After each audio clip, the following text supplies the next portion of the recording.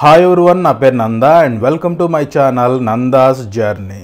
ఈరోజు మనం డార్జిలింగ్ సందర్శిద్దాం.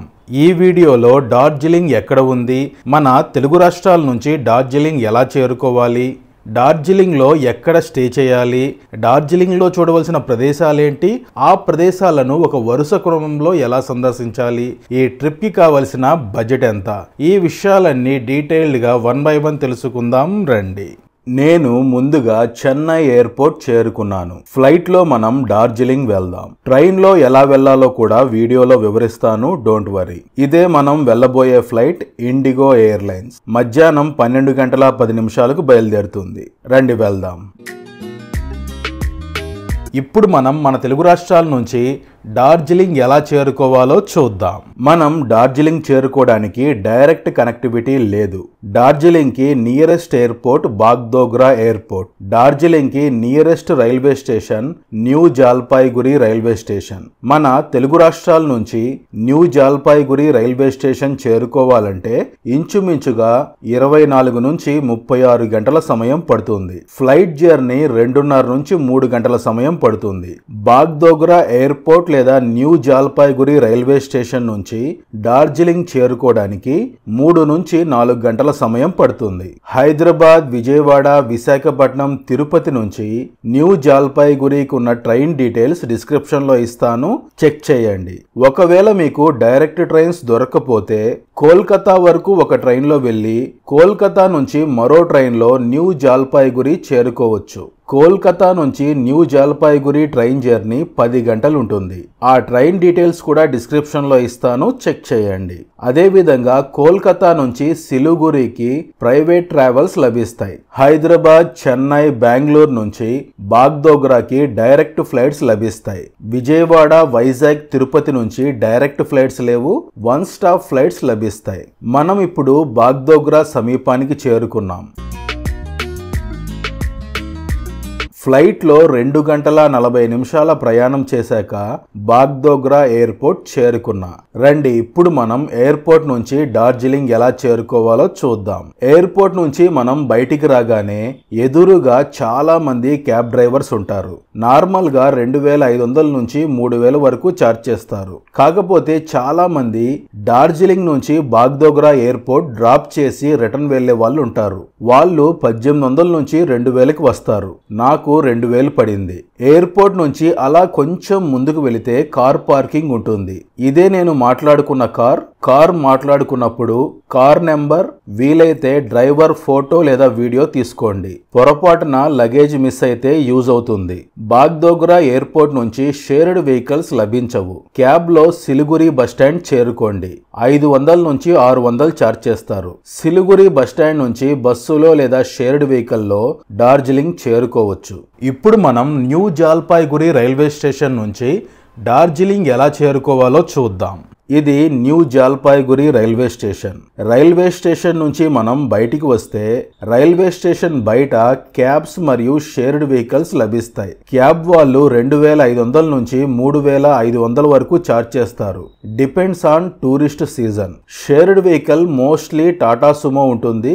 వీరు ఒకరికి 350 రూపాయలు ఛార్జ్ చేస్తారు. రైల్వే స్టేషన్ లేదా ఎయిర్పోర్ట్ నుంచి డార్జిలింగ్ చేరుకోవడానికి మినిమం 3 గంటల సమయం పడుతుంది. డిస్టెన్స్ తక్కువే, జస్ట్ 73 కిలోమీటర్లు ఉంటుంది. కాకపోతే పూర్తిగా ఘాట్ రోడ్ వల్ల ఎక్కువ సమయం పడుతుంది. బాగ్డోగ్రా ఎయిర్పోర్ట్ నుంచి 15 కిలోమీటర్లు దాటాక ఫారెస్ట్ ఏరియా మొదలవుతుంది. ఇక్కడ మీరు గమనిస్తే ఈ మార్గానికి 2 వైపులా ఉన్నవి టీ తోటలు. నార్మల్ గా టీ తోటలు కొండ ప్రాంతాల్లో ఒక వాలుగా ఉంటాయి. ఇక్కడ ఫ్లాట్ గా ఉన్నాయి. ఇవి లో క్వాలిటీ టీ పౌడర్ అని చెప్పారు. బెస్ట్ క్వాలిటీ డార్జిలింగ్ లో ఉంటాయి. డార్జిలింగ్ కి వెళ్లే మార్గం డీప్ ఫారెస్ట్, టీ ప్లాంటేషన్స్ మరియు వ్యాలీ వ్యూస్ తో చాలా బాగుంది. ఇప్పుడు మనం కుర్సియాంగ్ టౌన్ సమీపానికి చేరుకున్నాం. బాగ్డోగ్రా, డార్జిలింగ్ మధ్యలో కుర్సియాంగ్ టౌన్ ఉంటుంది. కుర్సియాంగ్ టౌన్ చుట్టూ టీ తోటలు ఉన్నాయి. అలా వెళ్లే మార్గంలో ఒక బ్యూటిఫుల్ వ్యూ పాయింట్ కనిపించింది. టీ తోటలతో నిండిన ఆ వ్యాలీ వ్యూ ఎంత అద్భుతంగా ఉందో చూడండి.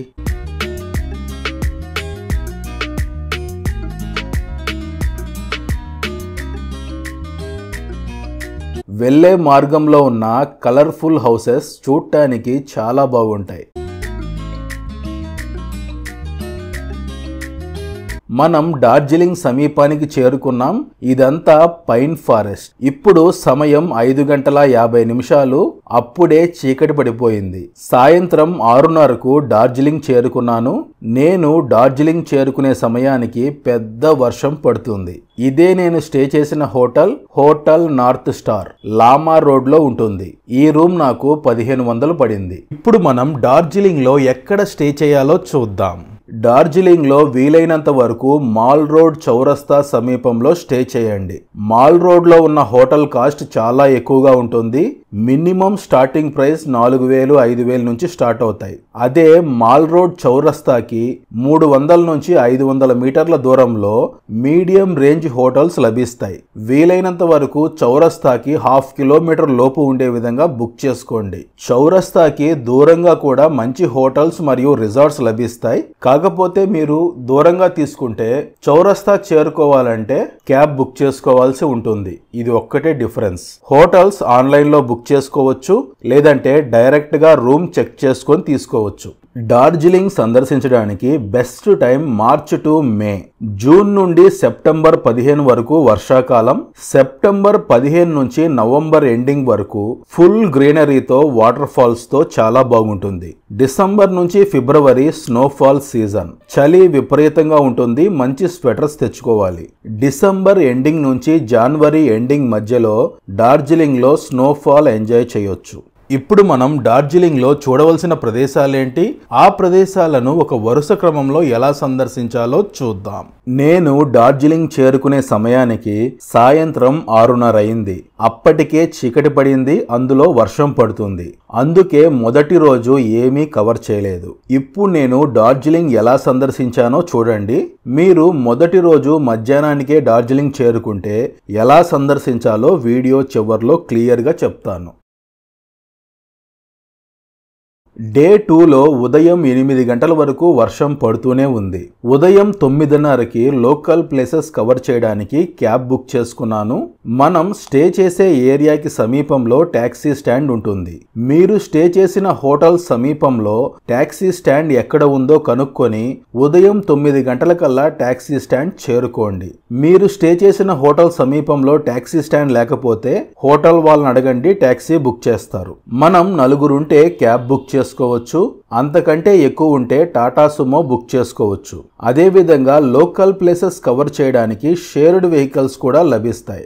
ఇదే మనం వెళ్ళబోయే vehicle Tata Sumo. Cab charges ఇవ్వండి వస్తాను అన్నారు. క్యాబ్ వాళ్ళు లోకల్ ప్లేసెస్ కవర్ చేయడానికి 2000 ఛార్జ్ చేస్తున్నారు. టూరిస్ట్ సీజన్ లో 2500 వరకు ఛార్జ్ చేయొచ్చు. అదేవిధంగా టాటా సుమో వాళ్ళు 2500 నుంచి 3000 ఛార్జ్ చేస్తున్నారు. ఇందులో 8 మంది ప్రయాణించవచ్చు. షేర్డ్ వెహికల్ వాళ్ళు ఒకరికి 300 ఛార్జ్ చేస్తున్నారు. ఈ రోజు మొదటిగా మనం డార్జిలింగ్ జూ సందర్శిద్దాం. ఆ ఎదురుగా కనిపిస్తున్నది సెయింట్ ఆండ్రూస్ చర్చ్. 170 సంవత్సరాల క్రితం బ్రిటిష్ వాళ్ళు నిర్మించారు. వర్షం పడడం వల్ల లొకేషన్ ఎంత బ్యూటిఫుల్ గా ఉందో చూడండి. ఇదే Padmaja Naidu Himalayan zoological park. Entrance లో టికెట్ కౌంటర్ ఉంది. ఎంట్రీ టికెట్ 110 రూపాయలు. డార్జిలింగ్ జూ తప్పకుండా సందర్శించాలి. ఎందుకంటే ఈ జూలో హిమాలయ పర్వతాల్లో నివసించే జంతువులను చూడొచ్చు. మనం ఎంట్రన్స్ నుంచి లోపలికి రాగానే ఎదురుగా డైరెక్షన్ పోల్ ఉంటుంది.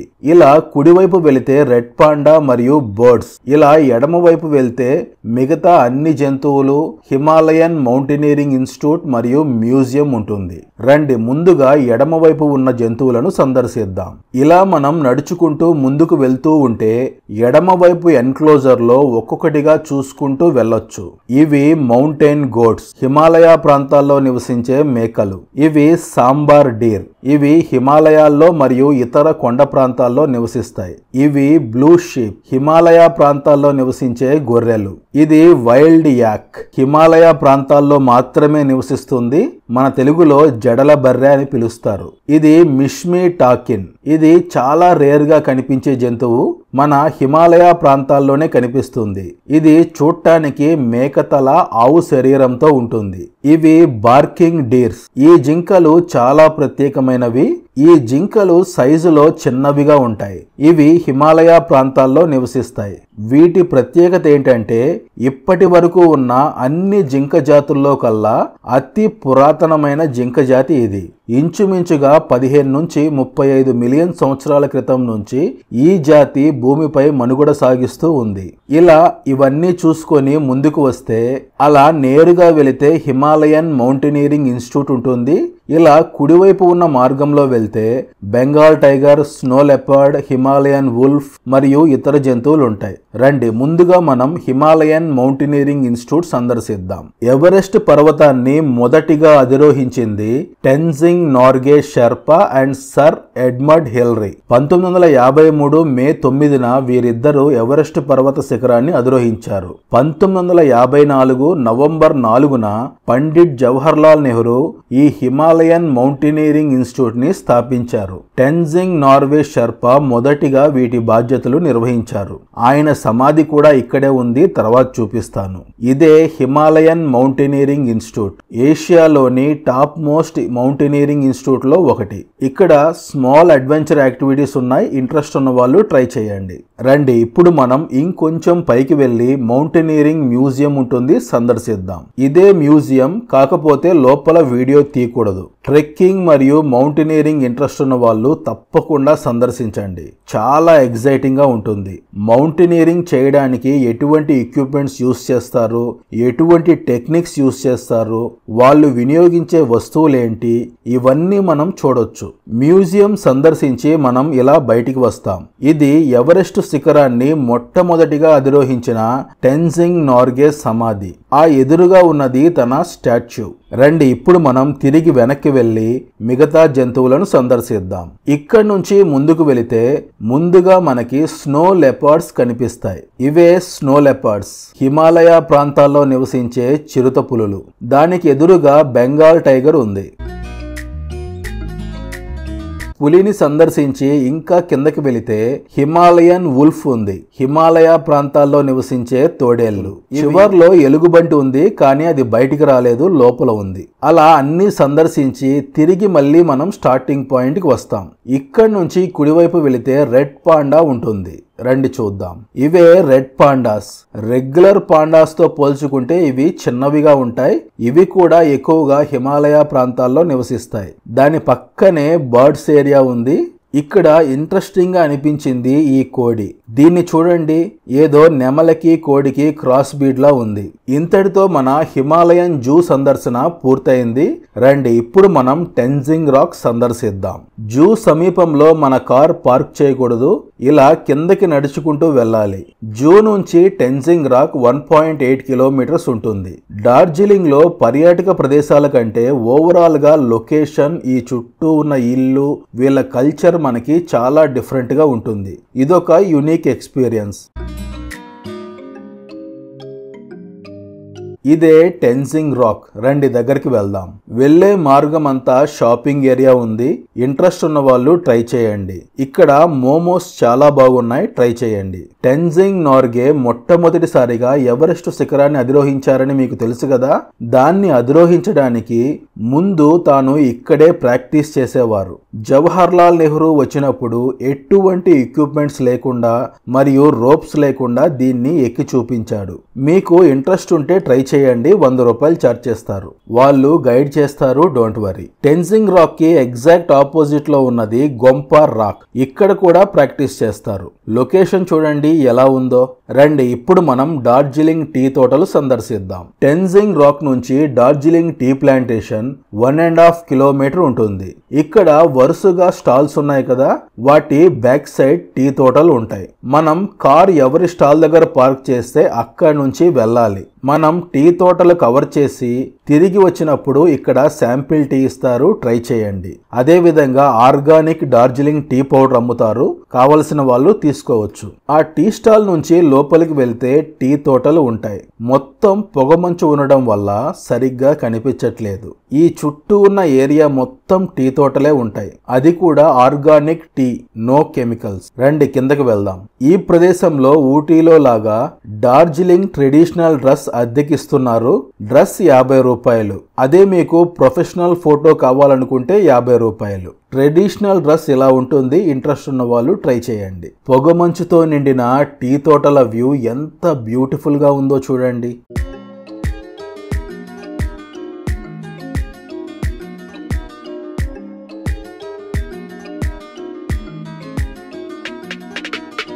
అలా కొంత సమయం రిలాక్స్డ్గా టీ తోటల్లో గడిపాను. రండి ఇప్పుడు మనం Japanese temple and peace pagoda సందర్శిద్దాం. టీ తోటల నుంచి జపనీస్ టెంపుల్ 7.5 కిలోమీటర్లు ఉంటుంది. ఇది జపనీస్ టెంపుల్ పార్కింగ్. ఇక్కడ నుంచి మనం కొంచెం ముందుకు నడుచుకుంటూ వెళ్తే జపనీస్ టెంపుల్ ఉంటుంది. ఆ తరువాత జపనీస్ పీస్ పగోడా ఉంటుంది. ఈ ప్రదేశం అంతా పొగమంచుతో నిండడం వల్ల ఎంత బ్యూటిఫుల్ గా ఉందో చూడండి. ఇది నిప్పోంజన్ మ్యోహోజీ బుద్ధిస్ట్ టెంపుల్.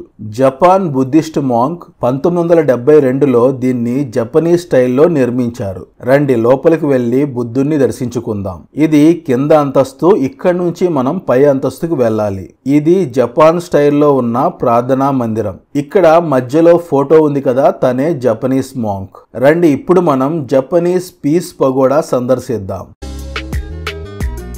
ఇదే జపనీస్ పీస్ పగోడా. ప్రపంచ శాంతి కోసం నిర్మించారు. రండి దగ్గరకు వెళ్దాం. ఈ పగోడాకి 4 వైపులా బుద్ధుని 4 అవతారాలను ఏర్పాటు చేశారు.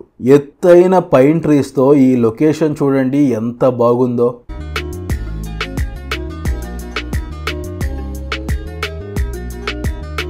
జపనీస్ టెంపుల్ దగ్గర కొంత సమయం గడిపి రాక్ గార్డెన్ వాటర్ ఫాల్స్ సందర్శించడానికి వెళ్తున్నాను. ఇక్కడ మీరు ఒక విషయం గుర్తుంచుకోవాలి. ఇప్పటి వరకు మనం చూసిన ప్రదేశాలు మాత్రమే లోకల్ ప్లేసెస్. మీకు కారుకి 2000 అని చెప్పాను కదా, అవి ఇప్పటి వరకు మీకు చూపించిన 7 ప్రదేశాలు. వీటితో పాటు మనం రోప్వే కూడా సందర్శించవచ్చు. రోప్వే సందర్శించాలంటే ఒక 500 ఎక్స్ట్రా ఛార్జ్ చేస్తారు. ఎందుకంటే రోజుకి రోప్వే టికెట్స్ కేవలం 260 మాత్రమే ఉంటాయి. ఆ రోప్వే టికెట్ల కోసం గంటలు వెయిట్ చేయాలి. టికెట్ దొరికాక మళ్ళీ మన టర్న్ కోసం గంటలు వెయిట్ చేయాలి. ఆ రోప్వే అవతల వైపుకు వెళ్లి ఆపుతుంది. అక్కడ మనకి కొంత సమయం ఇస్తారు. తిరిగి మళ్ళీ అక్కడి నుంచి రిటర్న్ రావడానికి మళ్ళీ క్యూలో నిలబడాలి. ఆఫ్ సీజన్ వర్షాకాలంలో వస్తే లక్కీగా త్వరగా దొరకొచ్చు. వెళ్లాలంటే ఇంచుమించుగా 4 గంటల నుంచి 6 గంటల సమయం పడుతుంది. రోప్వేతో కలుపుకొని లోకల్ ప్లేసెస్ కవర్ చేయాలనుకుంటే 2500 ఛార్జ్ చేస్తారు. టెన్జింగ్ రాక్ సమీపంలో రోప్వే ఉంటుంది. వెళ్ళాలా లేదా అనేది మీ చాయిస్. నేను రాక్ గార్డెన్ చూస్ చేసుకున్నాను. 600 ఎక్స్ట్రా ఛార్జ్ చేస్తున్నారు. జపనీస్ టెంపుల్ నుంచి రాక్ గార్డెన్ 7.5 కిలోమీటర్లు ఉంటుంది. కాకపోతే ఈ రోడ్డు మార్గం చాలా దారుణంగా ఉంటుంది. షార్ప్ డౌన్, షార్ప్ అప్ ఉంటుంది. అలా సగం దూరం ప్రయాణించాక లొకేషన్ చూడండి ఎంత అద్భుతంగా ఉందో. ఇది రియల్ డార్జిలింగ్. అలా వెళ్లే దారిలో ఒక బ్యూటిఫుల్ వ్యూ కనిపించింది. ఎంత బాగుందో చూడండి.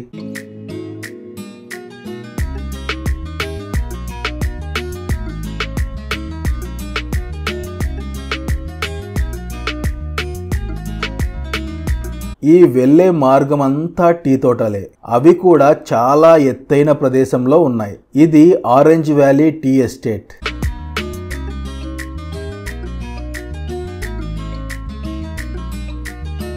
రండి ఇటువైపు డార్జిలింగ్ సిటీ వ్యూ సందర్శిద్దాం. ఈ వ్యాలీ వ్యూ చూడండి ఎంత బాగుందో.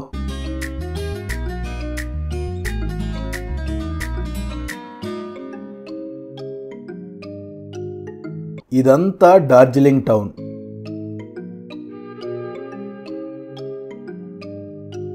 రండి ఇంకా ముందుకు వెళ్దాం. ఈ మార్గంలో ఇలా ప్రయాణిస్తుంటే ఏదో మేఘాల్లో ప్రయాణించిన అనుభూతి కలుగుతుంది.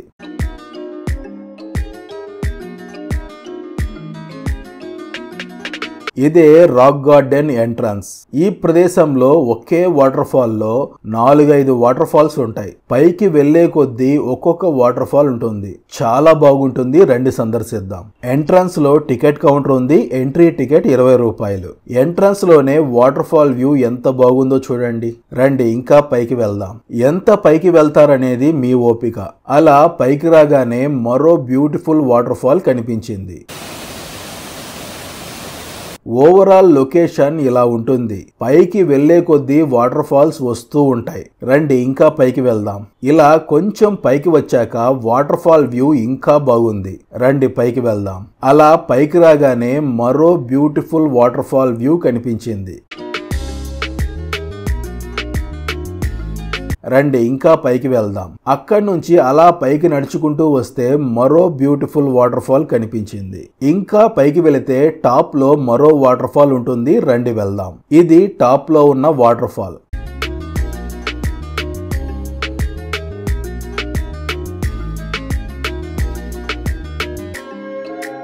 ఈ రాక్ గార్డెన్ ని పూర్తిగా సందర్శించాలంటే మినిమం 1.5 గంట సమయం పడుతుంది. అలా కొంత సమయం ఈ జలపాతాల దగ్గర టైం స్పెండ్ చేసి తిరిగి రిటర్న్ వెళ్తున్నాను. ఇంతటితో మన డే 1 పూర్తయింది. తిరిగి వెళ్లే సమయంలో టాయ్ ట్రైన్ కనిపించింది.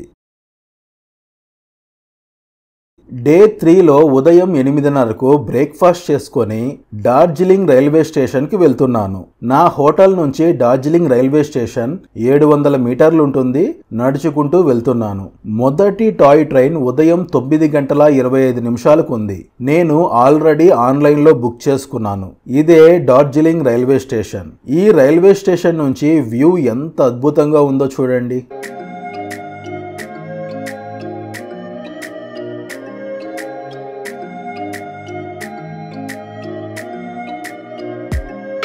ట్రైన్లో ప్రయాణించే ముందు ఈ ట్రైన్ టికెట్ ఎలా బుక్ చేసుకోవాలో చూద్దాం. ముందుగా ఐఆర్సిటిసి వెబ్సైట్ ఓపెన్ చేయండి. ఫ్రమ్ దగ్గర డార్జిలింగ్ సెలెక్ట్ చేసుకోండి. పక్కన కోడ్ డీజే అని ఉంటుంది. దాన్ని సెలెక్ట్ చేసుకోండి. 2 దగ్గర కూడా డార్జిలింగ్ సెలెక్ట్ చేసుకోండి. ఇందులో మాత్రం DJRZ సెలెక్ట్ చేసుకోండి. ఇక్కడ మనకి 2 ట్రైన్స్ ఉన్నాయి. ఒకటి స్టీమ్ ఇంజన్, రెండవది diesel engine. Steam engine ticket 1500, diesel engine ticket 1000 రూపాయలు. Original steam engine. ఇది ఓల్డ్ ట్రైన్ సిస్టమ్. అందుకే నేను స్టీమ్ ఇంజన్ బుక్ చేసుకున్నాను. స్టీమ్ ఇంజన్ బుక్ చేసుకుంటారా లేదా డీజిల్ ఇంజన్ బుక్ చేసుకుంటారా అనేది మీ చాయిస్. ఈ రైల్వే స్టేషన్ కి back side steam engine locomotive shed ఉంది. ఇదే ఓల్డెన్ డేస్ లోని స్టీమ్ ఇంజన్ బొగ్గుతో నడుస్తుంది. ఇదే మనం వెళ్ళబోయే ట్రైన్. ఇంకా ఇంజన్ కనెక్ట్ చేయలేదు. ట్రైన్ టైం అయింది. ఇంజన్ కనెక్ట్ చేస్తున్నారు. టాయ్ ట్రైన్ బోగి ఇలా ఉంటుంది. 2+2. లక్కీగా మనకి విండో సీట్ వచ్చింది. రండి వెళ్దాం. డార్జిలింగ్ హిమాలయన్ రైల్వేని బ్రిటిష్ వాళ్ళు 1879 నుంచి 1881 మధ్యలో నిర్మించారు. 1999 డిసెంబర్ 5వ తేదీన యునెస్కో వారు వరల్డ్ హెరిటేజ్ సైట్ గా గుర్తించారు.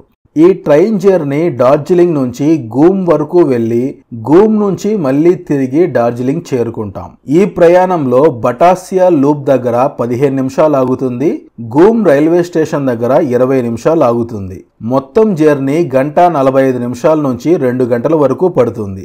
మన ఊటీ మరియు సిమ్లాలో కూడా టాయ్ ట్రైన్ ఉంది. కాకపోతే డార్జిలింగ్ టాయ్ ట్రైన్ అనేది చాలా ప్రత్యేకంగా ఉంటుంది.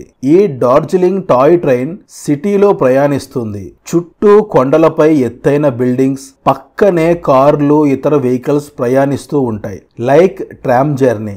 ఈ ఎక్స్పీరియన్స్ చాలా బాగుంటుంది. ట్రైన్ జర్నీ ఎంజాయ్ చేయండి.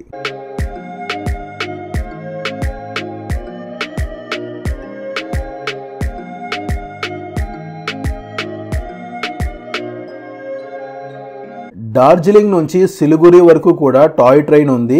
కాకపోతే జర్నీ 8 గంటలు ఉంటుంది. 70 కిలోమీటర్లు ప్రయాణించడానికి 8 గంటలు పడుతుంది. చాలా బోరింగ్ గా ఉంటుంది. 30 నిమిషాలు ప్రయాణించాక బటాసియా లూప్ చేరుకున్నాం.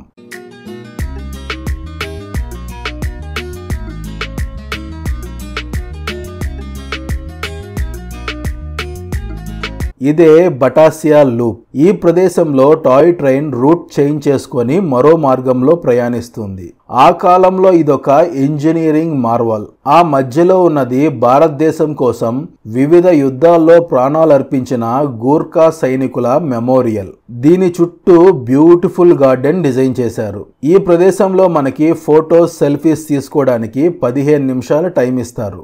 ఇక్కడ నుంచి డార్జిలింగ్ టౌన్ వ్యూ బాగుంది. టైం అవుతుంది, రండి వెళ్దాం.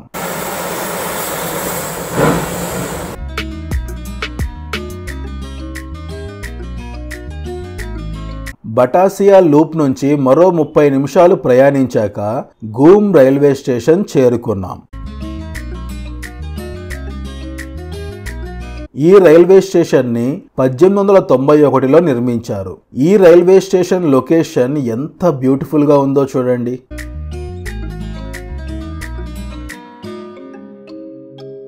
ఈ రైల్వే స్టేషన్ 7407 అడుగుల ఎత్తులో ఉంది. 2006 సంవత్సరం వరకు ఇది ఏషియాలోనే ఎత్తైన రైల్వే స్టేషన్. ఆ పైన రైల్వే మ్యూజియం ఉంది, రండి సందర్శిద్దాం. ఈ మ్యూజియంలో టాయ్ ట్రైన్ నిర్మాణం ఎలా జరిగింది, టాయ్ ట్రైన్ నిర్వహణకు ఎలాంటి వస్తువులు వినియోగించేవారు, ముఖ్యంగా స్టీమ్ ఇంజిన్ గురించి ఇన్ఫర్మేషన్ లభిస్తుంది. రైల్వే స్టేషన్ లో చిన్న చిన్న రెస్టారెంట్స్ ఉన్నాయి, స్నాక్స్ మరియు టీ లభిస్తుంది. 20 నిమిషాల తర్వాత తిరిగి వచ్చిన దారిలోనే మనం డార్జిలింగ్ రిటర్న్ వెళ్తాం. ఉదయం 11:40 తిరిగి డార్జిలింగ్ చేరుకున్నాను. ఇంతటితో మన హిమాలయన్ టాయ్ ట్రైన్ జర్నీ పూర్తయింది. డార్జిలింగ్ రైల్వే స్టేషన్ కి ఆపోజిట్ లో ఉన్న టాక్సీ స్టాండ్ లో నేపాల్ బార్డర్ వెళ్ళడానికి క్యాబ్ బుక్ చేసుకున్నాను. ఇదే మనం వెళ్ళబోయే క్యాబ్. రండి మిగతా విషయాలు వెళ్తూ మాట్లాడుకుందాం. డార్జిలింగ్ నుంచి నేపాల్ బార్డర్ 30 నుంచి 32 కిలోమీటర్లు ఉంటుంది. అప్ అండ్ డౌన్ క్యాబ్ వాళ్ళు 2000 చార్జ్ చేశారు. టూరిస్టు సీజన్ ను బట్టి 2000 నుంచి 2500 చార్జ్ చేస్తారు. అప్ అండ్ డౌన్ జర్నీ ఇంచుమించుగా 3 గంటల సమయం పడుతుంది. వెళ్లే మార్గంలో 2 వ్యూ పాయింట్స్ ఉంటాయి, వాటిని చూసుకొని వెళ్దాం. డార్జిలింగ్ నుంచి ఒక 10 కిలోమీటర్లు ప్రయాణించాక మార్గం మొత్తం పూర్తిగా పైన్ ట్రీ ఫారెస్ట్ తో చాలా బాగుంది. ఇది లేప్చా జగత్. ఈ ప్రదేశంలో కనిపిస్తున్నవన్నీ హోమ్ స్టేస్. డార్జిలింగ్ కి దూరంగా స్టే చేయాలనుకున్న వాళ్ళు ఇక్కడ స్టే చేస్తారు. ఓన్ వెహికల్లో వచ్చే వాళ్ళకి కన్వీనియంట్ గా ఉంటుంది. ఆ గ్రామం దాటి కొంచెం ముందుకు రాగానే పైన్ ట్రీ ఫారెస్ట్ ఉంది.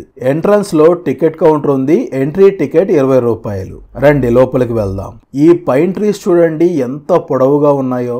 లొకేషన్ బాగుంది, ఫోటో షూట్ చేసుకోవడానికి బాగుంటుంది.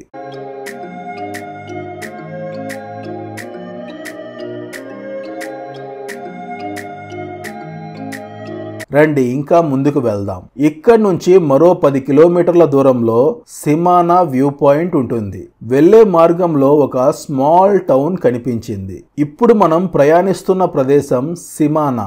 సిమా అంటే నేపాల్ భాషలో బార్డర్ లైన్ అని అర్థం. ఇక్కడ ఎడమవైపు ఉన్నది ఇండియా, కుడివైపు ఉన్నది నేపాల్. అందుకే ఈ గ్రామానికి సిమానా అనే పేరు వచ్చింది.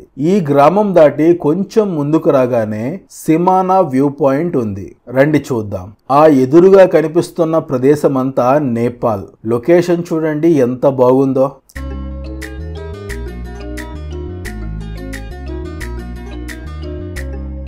రండి ఇప్పుడు మనం నేపాల్ బార్డర్ సందర్శిద్దాం. సిమానా వ్యూ పాయింట్ నుంచి నేపాల్ బార్డర్ ఇంచుమించుగా 5 నుంచి 6 కిలోమీటర్లు ఉంటుంది. ఇప్పుడు మనం నేపాల్ బార్డర్ చేరుకున్నాం. మనం నేపాల్ లోకి ఎంటర్ అవ్వాలంటే ఎంట్రన్స్ లో సెక్యూరిటీ చెక్ పోస్ట్ ఉంటుంది. అక్కడ మన ఆధార్ కార్డ్ లేదా ఓటర్ ఐడి చూపించాలి. ఇది one of the India Nepal border. రండి నేపాల్ లోకి ప్రవేశిద్దాం. అలా మనం నడుచుకుంటూ మన దేశం దాటి వేరే దేశంలోకి ప్రవేశించవచ్చు. ఇలాంటి ఎక్స్పీరియన్స్ పొందాలి అంటే డార్జిలింగ్ ట్రిప్ లో నేపాల్ బార్డర్ సందర్శించండి. ఇప్పుడు మనం అఫీషియల్ గా నేపాల్ లోకి ఎంటర్ అయ్యాం. ఈ ప్రదేశంలో ఇలా వరుసగా మారుతి వ్యాన్స్ ఉంటాయి. వీటిలో మనం బార్డర్ కి 3 కిలోమీటర్ల దూరంలో ఉన్న పశుపతి మార్కెట్ సందర్శించవచ్చు. రండి వెళ్దాం. ఇప్పుడు మనం నేపాల్లో ప్రయాణిస్తున్నాం. బార్డర్ కాబట్టి పెద్ద డిఫరెన్స్ లేదు. డార్జిలింగ్ ఎలా ఉందో ఇది కూడా అలాగే ఉంది. ఇక్కడ నుంచి నేపాల్ రాజధాని కాఠ్మండు కేవలం 500 కిలోమీటర్లు. బార్డర్ నుంచి పశుపతి మార్కెట్ 3 కిలోమీటర్లు ఉంటుంది. అప్ అండ్ డౌన్ వ్యాన్ వాళ్ళు 300 చార్జ్ చేస్తారు. ఒక వ్యాన్ కి 300, ఒక పర్సన్ కి కాదు. ఇదే పశుపతి మార్కెట్. చాలా పెద్ద మార్కెట్. షాపింగ్ చేసుకునే వాళ్ళు చేసుకోవచ్చు. ఈ ప్రదేశంలో ముఖ్యంగా క్లాత్స్, నేపాలీ స్వెటర్స్ లభిస్తాయి. కాస్ట్ కొంచెం తక్కువగా ఉంటుంది. కాకపోతే ఇక్కడ డూప్లికేట్స్ కూడా ఉంటాయి. చెక్ చేసుకొని తీసుకోవాలి. నేను షాపింగ్ చేయలేదు. అలా కొంత సమయం టైం స్పెండ్ చేసి రిటర్న్ వెళ్తున్నాను. వ్యాన్ లో బార్డర్ చేరుకున్నాను. బార్డర్ నుంచి మన కారులో డార్జిలింగ్ చేరుకున్నాను. క్యాబ్ డ్రైవర్ ని చౌరస్తా మాల్ రోడ్ సమీపంలో డ్రాప్ చేయమని చెప్పాను. మధ్యాహ్నం 3 గంటలకు మాల్ రోడ్ చేరుకున్నాను. మాల్ రోడ్ పార్కింగ్ ఏరియా నుంచి చౌరస్తా 300 మీటర్లు ఉంటుంది. కాకపోతే ఈ మార్గం ఫ్లాట్ గా ఉండదు, అప్ హిల్ ఉంటుంది. మాల్ రోడ్ లోకల్స్ మరియు పర్యాటకులతో కలకల్లాడుతూ ఉంటుంది. ఈ ప్రదేశంలో వెహికల్స్ అలౌ చేయరు, నడుచుకుంటూనే వెళ్ళాలి. ఇక్కడ ఉన్నవి చాలా వరకు బ్రిటిష్ కాలం నాటి బిల్డింగ్స్. ఇప్పుడు మనం చౌరస్తా సమీపానికి చేరుకున్నాం. చూశారు కదా, ఈ ప్రదేశం అంతా యూరోపియన్ స్టైల్లో ఉంటుంది. ఇదే చౌరస్తా. చుట్టూ European style buildings with beautiful mountain view ఉంటుంది. బ్రిటిష్ వాళ్ళు నివసించడం కోసం 150 ఏళ్ల క్రితం నిర్మించారు. మొదటిగా బ్రిటిష్ వాళ్ళు నివసించడం కోసం 30 ఇళ్లు నిర్మించారు. దానితో పాటు వారికి కావలసిన restaurant, shoppings, entertainment activities create చేసుకున్నారు. దీని చుట్టూ డార్జిలింగ్ సిటీ ఏర్పడింది. ఇక్కడ మనం రిలాక్స్డ్ గా టైం స్పెండ్ చేయొచ్చు. మన ఇండియన్ సిటీస్ తో పోల్చుకుంటే ఇది మనకి యూనిక్ గా ఉంటుంది.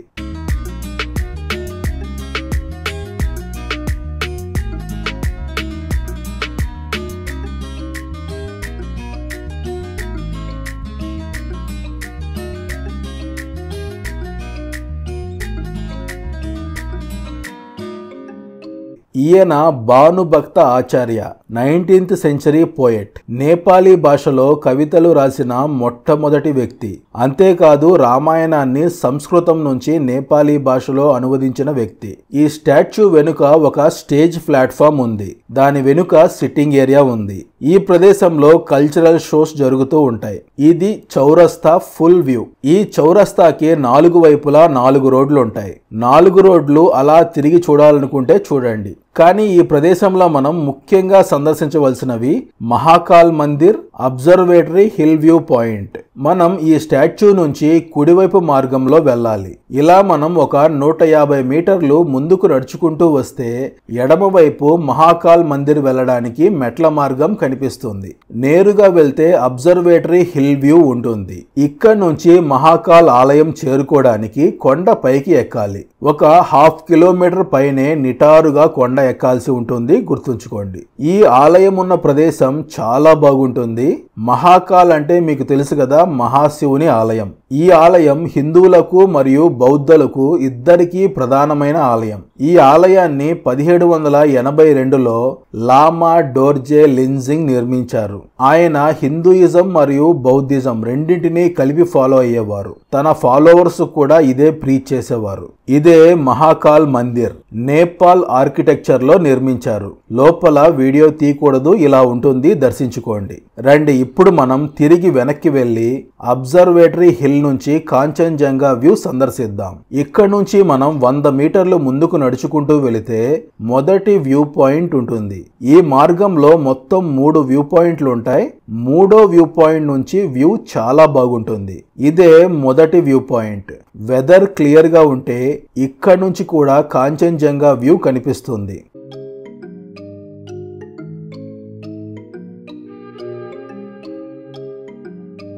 ఈ వ్యూ పాయింట్ నుంచి మరో 100 మీటర్లు ముందుకు నడుచుకుంటూ వెళితే సెకండ్ వ్యూ పాయింట్ ఉంటుంది. ఇదే రెండవ వ్యూ పాయింట్. వ్యూ చూడండి ఎంత బాగుందో. ఇక్కడ నుంచి మరో 100 మీటర్లు ముందుకు నడుచుకుంటూ వెళితే మెయిన్ వ్యూ పాయింట్ ఉంటుంది. ఇదే main observatory view point. Weather clear గా ఉంటే కాంచన్జంగా వ్యూ కనిపిస్తుంది. వ్యూ చూడండి ఎంత బాగుందో.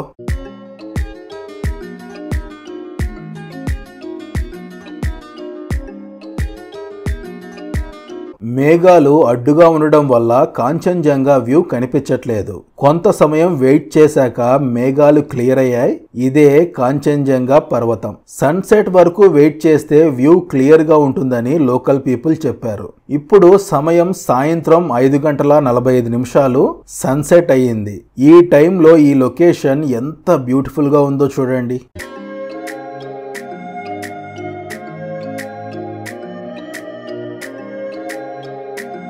ఇప్పుడు చూడండి కాంచన్జంగా పర్వతాలు ఎంత క్లియర్గా కనిపిస్తున్నాయో.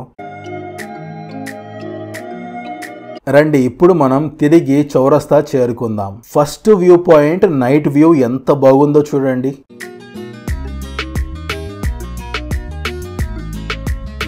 తిరిగి 6 గంటల 15 నిమిషాలకు చౌరస్తా చేరుకున్నాను. ఇది చౌరస్తా నైట్ వ్యూ.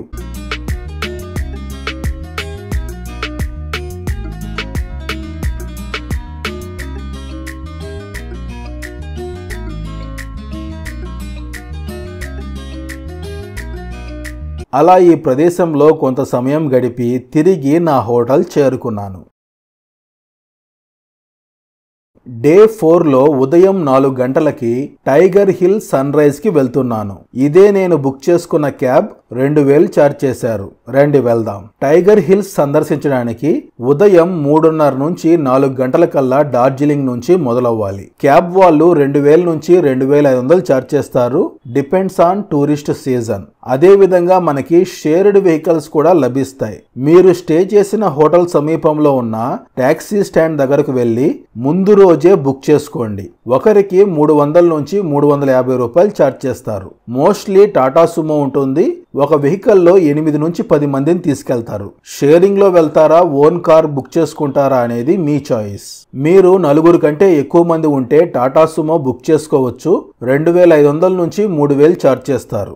ఈ ట్రిప్ లో టైగర్ హిల్స్ సన్ రైజ్ మరియు Kanchenjunga view point, Ghoom monastery, Batasia loop cover చేస్తారు. ఉదయం 4 గంటలకు మొదలైతే తిరిగి 8-8:30 కల్లా రిటర్న్ వస్తాం. డార్జిలింగ్ నుంచి టైగర్ హిల్ 14 కిలోమీటర్లు ఉంటుంది. టైగర్ హిల్ కి వెళ్లే వాళ్ళు ముందు రోజే కార్ బుక్ చేసుకోవాలి. ఎందుకంటే టైగర్ హిల్ కి వెళ్లే వాళ్ళు ముందే వెహికల్ పాస్ తీసుకోవాలి. మనం తీసుకోవాల్సిన అవసరం లేదు, కారు వాళ్ళే తీసుకుంటారు. ఈ మార్గంలో సగం దూరం నుంచి ఫారెస్ట్ ఏరియాలో ప్రయాణిస్తాం. ఉదయం 4 గంటల 40 నిమిషాలకు టైగర్ హిల్స్ చేరుకున్నాను. వరుసగా కార్ పార్కింగ్ చేసి ఉన్నారు, చూశారు కదా. మీరు ఎంత లేటుగా వస్తే కారు అంత దూరంగా ఆపుతారు. ఎక్కువ దూరం నడవాల్సి వస్తుంది. ఇక్కడ నుంచి మనం ఇలా పైకి వెళితే సన్ రైజ్ పాయింట్ ఉంటుంది. పైకి రాగానే చంద్రుడు కనిపించాడు.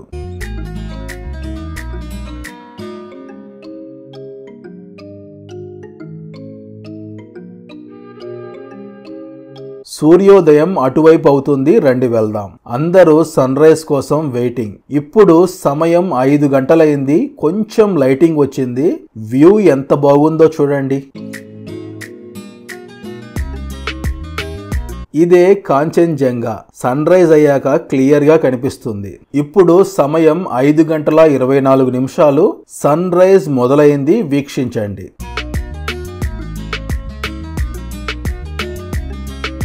మన జర్నీలో మరో బ్యూటిఫుల్ సన్ రైజ్ ఎక్స్పీరియన్స్ చేశాను. రండి కాంచన్జంగా వ్యూ సందర్శిద్దాం. కాంచన్జంగా వ్యూ ఎంత బాగుందో చూడండి. ఇది మన ఇండియాలోనే ఎత్తైన శిఖరం. ప్రపంచంలో 3వ ఎత్తైన శిఖరం. ఈ పర్వతం సిక్కింలో ఉంది. ఈ లొకేషన్ చూడండి ఎంత బ్యూటిఫుల్ గా ఉందో.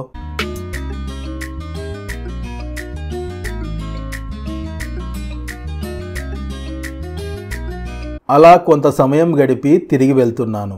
వెళ్లే దారిలో గూమ్ మొనాస్ట్రీ సందర్శిద్దాం. ఇదే గూమ్ మొనాస్ట్రీ. రండి గౌతమ బుద్ధుణ్ణి దర్శించుకుందాం. ఇది పురాతనమైన మొనాస్ట్రీ. 1850లో దీనిని నిర్మించారు. చైనా వాళ్ళు టిబెట్ ని ఆక్రమించిన సమయంలో టిబెట్ లోని హై అఫీషియల్స్ అందరూ భారతదేశానికి వచ్చి ఈ మొనాస్ట్రీలో తలదాచుకున్నారు. రండి లోపలికి వెళ్దాం. ఇంతటితో మన డార్జిలింగ్ సందర్శన పూర్తయింది. వెళ్లే దారిలో బటాసియా లూప్ కూడా కవర్ చేస్తారు. ఆల్రెడీ టాయ్ ట్రైన్ లో నేను కవర్ చేశాను, అందుకే వెళ్ళలేదు. రిటర్న్ లో డార్జిలింగ్ రైల్వే స్టేషన్ దగ్గర కాంచన్జంగా వ్యూ కనిపించింది. వెదర్ క్లియర్ గా ఉన్నప్పుడు మాత్రమే ఇక్కడ వ్యూ కనిపిస్తుంది. సమ్మర్ లో ఖచ్చితంగా కనిపిస్తుంది. తరువాత రూమ్ చేరుకొని రూమ్ లో ఫ్రెష్ అప్ అయి బ్రేక్ఫాస్ట్ చేసుకొని డార్జిలింగ్ నుంచి షేర్డ్ వెహికల్ లో సిలిగురి చేరుకున్నాను. 300 ఛార్జ్ చేశారు. సిలిగురి బస్టాండ్ నుంచి ఎయిర్పోర్ట్ 11 కిలోమీటర్లు ఉంటుంది. క్యాబ్ వాళ్ళు 600 ఛార్జ్ చేశారు. బాగ్దోగ్రా ఎయిర్పోర్ట్ నుంచి return to Chennai, Chennai to Nellore. ఎవరైతే morning new Jalpaiguri railway station లేదా బాగ్డోగ్రా ఎయిర్పోర్ట్ చేరుకొని మధ్యాహ్నానికి డార్జిలింగ్ చేరుకుంటారో వాళ్ళు ప్లాన్లో కొంచెం అడ్జస్ట్మెంట్స్ చేసుకోండి. అవేంటో ఇప్పుడు షార్ట్గా ఎక్స్ప్లెయిన్ చేస్తాను. మీరు మధ్యాహ్నానికి డార్జిలింగ్ చేరుకుంటే కొంచెం రెస్ట్ తీసుకొని 3 గంటల కల్లా చౌరస్తా మాల్ రోడ్ చేరుకోండి. చౌరస్తాలో కొంత సమయం ఎక్స్ప్లోర్ చేసి తరువాత మహాకాల్ టెంపుల్ సందర్శించే వాళ్ళు సందర్శించండి.